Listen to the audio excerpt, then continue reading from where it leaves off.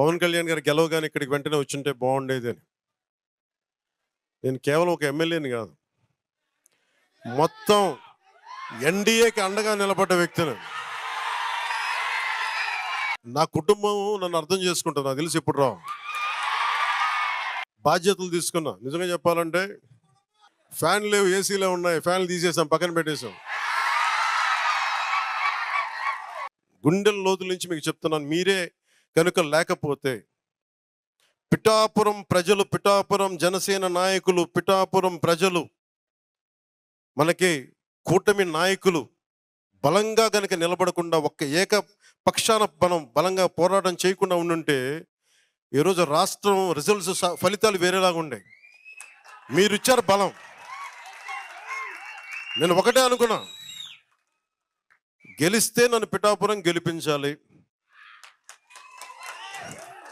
లేదు అంటే నేను ఒకటే అనుకున్నా, పాలిటిక్స్ నుంచి వెళ్ళడానికి కాదు, నేను మటుకు కూర్చోబెట్టి ఆల్మోస్ట్ ఒక బలమైన, ఇంకా ఎప్పుడు పోటీ చేస్తాను లేదు కూడా నాకు తెలియదు, ఆ స్థాయికి వచ్చేసాను. నేనేంటంటే పోటీ చేయడానికి, పదవులు అనిపించడానికి నేనేమనుకున్నానంటే, నా దేశం నాకు దేశభక్తినిచ్చింది, నా సమాజం నాకు బాధ్యతనిచ్చింది, నేను దీనికోసం పని చేస్తా. నాకు అవసరం లేదు ఇవన్నీ, కానీ తిట్లు తింటా. ఎందుకంటే నా దేశం మీద నాకు అంత పిచ్చి. నాకు నా బాధ్యత. మన సభలో మీరు చూశారు, అసెంబ్లీలో ఏం మాట్లాడాను నేను నా పార్టీ గురించి మాట్లాడాల.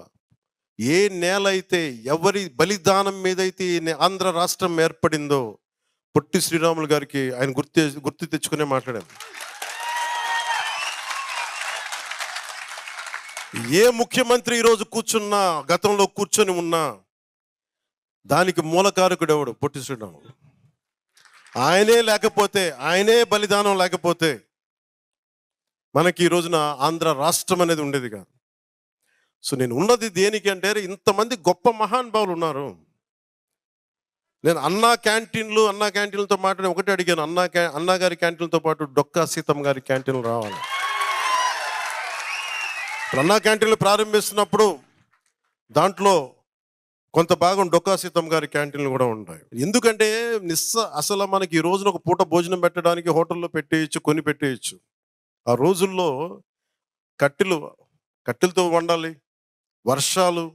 అలాంటి సమయంలో ఆవిడ కూర్చొని, అమ్మ సీతమ్మ ఆకలి అంటే కూర్చోబెట్టి అన్నం వండి పంపించే, లంకల దగ్గరికి వెళ్ళి కూడా ఆవిడ చేసేదంటే, అలాంటి విలువలున్న మనుషులు మనం గుర్తు తెచ్చుకోకపోతే సమాజం విచ్ఛిన్నం అయిపోతుంది. సో నాకు పిఠాపురం నాకు నిజంగా కొన్ని 2009 నుంచి నన్ను అడుగుతూ ఉన్నారు, మీకు నిలబడతామంటే. నాకు నిజంగా నాకు చెప్పాలంటే ఎక్కడి నుంచి పోటీ చేయాలి, నాకు పోరాటం చేయడం ఒకటి తెలుసు. నాకు దాంట్లో గెలుపులు ఉంటాయి, ఓటములు ఉంటాయి, లేదంటే పదవులు ఉంటాయి, నాకేం తెలియదు. నాకేంటంటే ఏడుస్తున్న మనిషి కోసం నా వంతు ఎంత నేను కృషి చేయగలను, ఎంత నిలబడగలను, ఇంతే నా థాట్. దశాబ్దంన్నర నలిగిపోయా. నేను మీకేం చెప్పాను, రాగానే మీకు ఇందాక చెప్తా ఉన్నాను, నేను ఓటమి చూసిన వాడిని. నేను ఒక సినిమా రంగంలో పీక్లో ఉండి నాకు పాలిటిక్స్ రావాల్సిన అవసరం లేదు. కానీ నాకేమనిపించిందంటే, చదువు విజ్ఞానం బాధ్యతనిచ్చింది. నువ్వు పొట్టి శ్రీరాములు గారి త్యాగం మీద నువ్వు జీవితాన్ని గడిపేసి, స్వాతంత్ర సమరయోధులు త్యాగం వల్ల నువ్వు జీవితాన్ని గడిపేసి, నువ్వేమి తిరిగి సమాజానికి ఇవ్వనంటే నీకు కుదరదు. అది నా అంతరాత్మ చంపేసిందని. దానికోసం వచ్చాను రాజకీయాల్లోకి. పదవి రావచ్చు, రాకపోవచ్చు, గెలవచ్చు, ఓడిపోవచ్చు.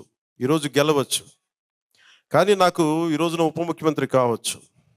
కానీ నేను ఎప్పుడు ఒకటే మనిషిని, ఓడినా గెలిచినా, పదవి ఉన్నా లేకపోయినా నేను ఒకటే వ్యక్తి. అది మారను.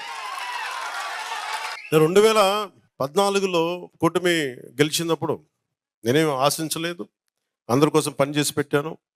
రాష్ట్ర ప్రభుత్వం బాగుంటుంది, ప్రజలు బాగుంటారు అనుకున్నాను.